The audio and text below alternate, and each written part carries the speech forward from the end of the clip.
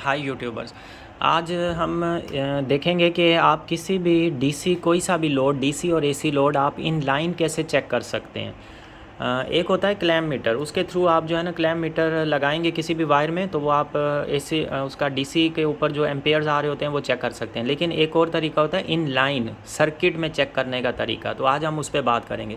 अब जैसे ये हमारे पास है एक मीटर, तो इसमें दो वायर्स तीन पॉइंट्स होते हैं, दो वायर्स होती हैं। जैसे ये प्लस की हो गई, ये माइनस की कॉमन की होगी, और यहाँ पर जो है ना ये एम्पेयर्स के लिए होती है। मैक्सिमम 10 एम्पेयर्स पे जो है ना आप करंट चेक कर सकते हैं। अब इसमें ये होता है, इस वायर को हम निकालेंगे, यहाँ पर लगाएंगे एम्पेयर वाली पॉट की साइड पर।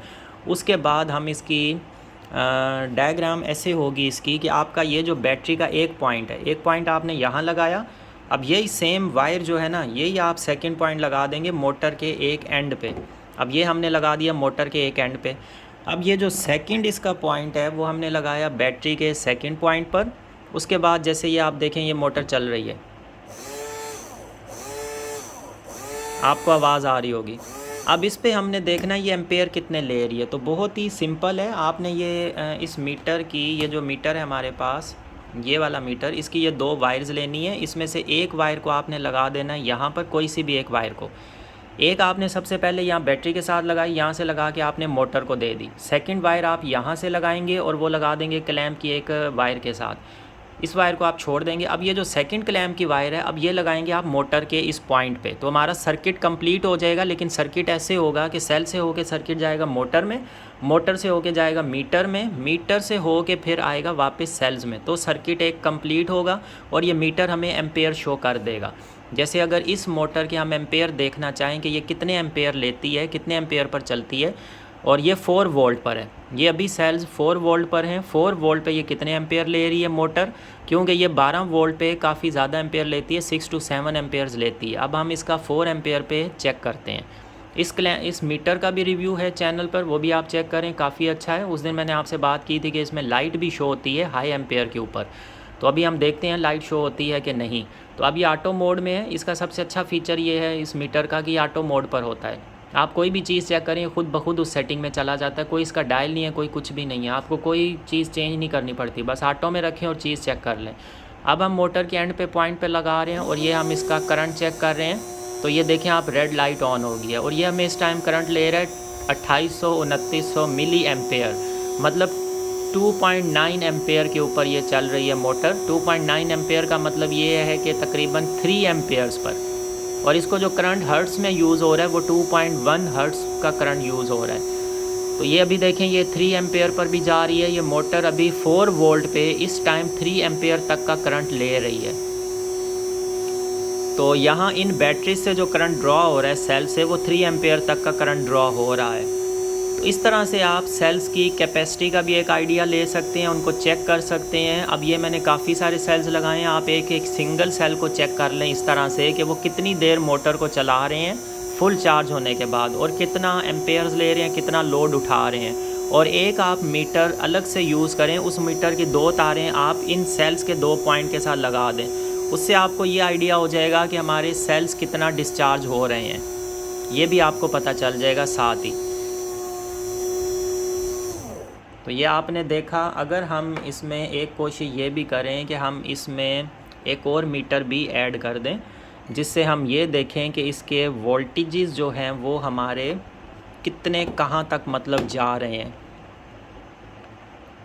जिस वक्त ये मोटर चल रही है उस टाइम पे वोल्टेजेस कहाँ पर जा रहे हैं। तो हम एक वहाँ पर रखते हैं, आपको इस पे नज़र आ रहा होगा वोल्टेजेस। और इसका हम सेकंड पॉइंट जो है इस वाले मीटर का, वो हम लगा देते हैं यहाँ पे, ताकि हमें वोल्टेजेस पता चलें। तो इस पॉइंट को मैं यहाँ पे कहीं पे फिक्स कर लेता हूँ, बल्कि सबसे अच्छा तरीका ये है मैं इसी के साथ ही अटैच कर दूँ ताकि वो मूव भी नहीं करे। अब इसमें आप देखें वोल्टेजेस हैं हमारे 4.092। अभी जो इसमें वोल्टेजेस आ रहे हैं वो आ रहे हैं 4.092, ये आप देख सकते हैं 4.092। अब हम चेक करते हैं ये मोटर कितना करंट लेती है और उसके बाद ये कहाँ तक पहुँचता है। तो हम इन सब चीज़ों को एक साथ चलाते हैं। अरे वो गिर गया नीचे 4.094। इसको हम यहाँ रखते हैं, इसको यहाँ पर सेट करते हैं।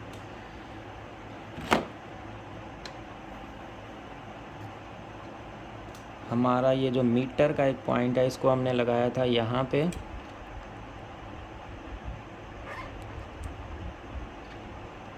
और इसको इसके साथ लगाना है तो हमारा सर्किट कंप्लीट हो जाएगा। इसको हमने यहाँ पर अटैच किया, इसको हम रखते हैं यहाँ पे, लाइट इसकी कर लेते हैं ऑन।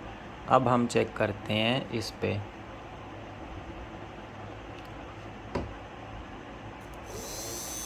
तो ये आप देख सकते हैं 2.83 एम्पेयर तक जा रहा है और इसके 3.9 पर हैं वोल्टेजेस।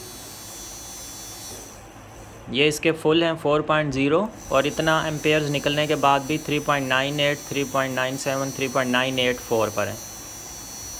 इट मीन्स ये हमारा जो बैंक एक बना हुआ है, ये काफ़ी सारे सेल्स अभी मैंने अटैच किए हुए हैं, तो ये हमारा बैंक काफ़ी अच्छा बना हुआ है। तो इस तरह से जो है आप एक चीज़ चेक कर सकते हैं कि आपके सेल्स, आप सिंगल सेल यूज़ करें कि वो सेल कितना जो है ना वो लोड ले रहा है, तो ये आपको इससे आइडिया हो जाएगा।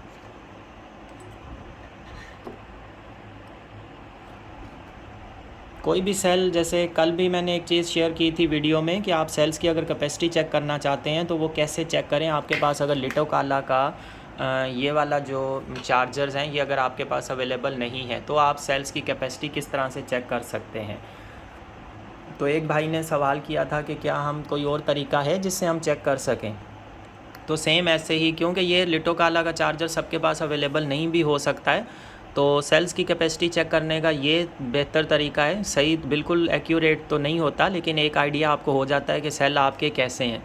तो इन सेल्स को इस तरह से आप एक सेल लें, एक सेल को आप इसी तरह से 2 मीटर्स होने चाहिए उसके लिए। फिर 1 मीटर आप वोल्टेजेस पर सेट करें, नहीं तो छोटे वोल्टेज मीटर आ जाते हैं, आप वो यूज़ कर लें। वो छोटा वाला वोल्टेज मीटर लगा लें आप सेल्स को।